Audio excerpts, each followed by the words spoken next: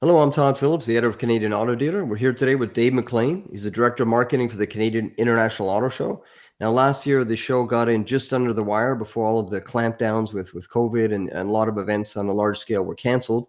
And so, it was a great show last year. But this year, the auto show has to reinvent itself in a new way. So we've got Dave in here to help tell us and break the news, really, of what it's going to be like. So, Dave, thanks for joining us. Well, thanks for having me, Todd. So it's going to look a whole new look. So give dealers and manufacturers and those in our audience sort of a sense of what the auto show experience is going to be like in 2021, the dates and the overall experience. Yeah, well, I guess it all started with the close of the 2020 show, and we were very fortunate that we got our event in just under the wire before all kinds of other automotive events around the world were canceled. In our post-mortem or post-evaluations of the 2020 event, we realized then, only because it coincided with the recognition for this COVID-19 pandemic virus, that we were going to have to do things differently in 2021. Certainly, there was no writing on the wall at that time saying that it's not going to be possible for us to have a physical event. But when we realized or took a look at the lead time that was required, the runway that we required to build out the show, we knew that it was only a matter of months before we'd have to make a decision. So really, what we did is we didn't react. It wasn't a panic. We had already been talking prior to the 2020 show that there was greater attribution that was required by the Canadian International Auto Show, by manufacturers, attribution to retail sales.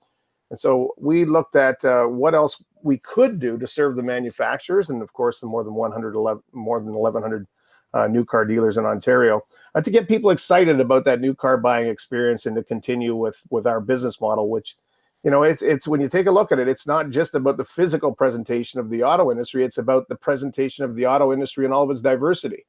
So we decided that should things continue down the path that was just being initiated, that we would have to do something different. And that's when we came up with the virtual platform, the creation of the world's first virtual auto show. So what is that going to look like? So it's going to be extended over, I understand, the same time period in February. So tell us a bit about what that looks like from both an exhibitor point of view and then from an attendee point of view. Well, you're right. On the surface, we have to get our heads around it and say, what does this look like? And it really depends on how you're committed to the event itself. The big buckets that we had to take on when we were communicating this to manufacturers, one is there has to be familiarity. We don't want to just create a hypothetical hall that exists somewhere out there in space. So we're using the Metro Toronto Convention Center. We're continuing with our home, what we consider our home for the auto show, with all the different floors and everything. Of course, you don't have to deal with the escalators, but the layers of floor, the 100 level for Auto Exotica, the 300 level in the north building, the 800 level in the south building, they're all going to be included in our platform. The next big big bucket issue was that we had to show manufacturers in our discussions with them how they can use this platform.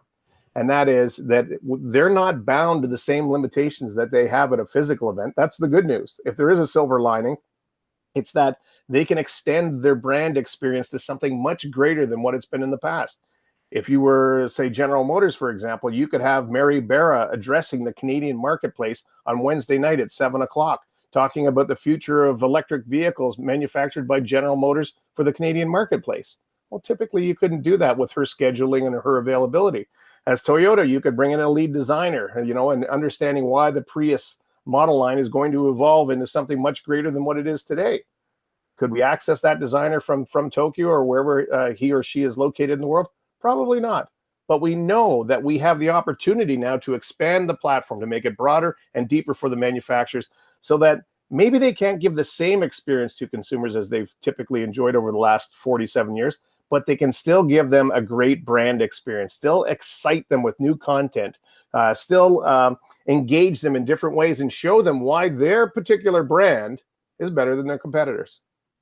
It's an interesting challenge because if you think about it, even the physical auto show, you've got a hall and you have real estate that the manufacturer can set up, but it's really up to them to create an engaging experience in the physical space. They invest in, in their story and the booths and the exhibits, the interactivity. So very much, I think I'm hearing you issue the challenge back to them. We'll give you the platform, but really bring your A game to the virtual event and treat it as seriously as you would your physical event, right? Yeah, and it's not just that we'll give you the platform, but we're going to give you the audience. And we got to remember one thing, that as the auto show, we're in show business.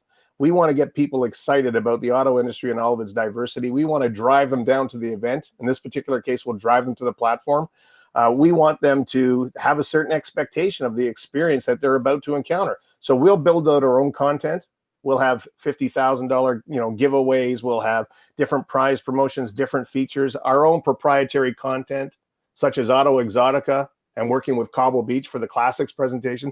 So we're going to do everything that we can, but we are not the guardian of the manufacturer brands. Like, we never have been, and we wouldn't tell them how they should be presenting their brand to the car buying audience that's out in the marketplace. That's really up to them. But we will work with them to make sure that they can deliver that message, to deliver that voice in every way possible. The other interesting part of Auto Show Week, really, it's a week of events and virtual events and a lot of in-person meetings, that sort of stuff. What about things like VIP night or social gatherings? What are the plans? Obviously, even by then, I don't think, large-scale gatherings are going to be permitted. So what are your thoughts there, with what advice you might have for manufacturers or others to maybe plan their own events, whatever that might look like? So.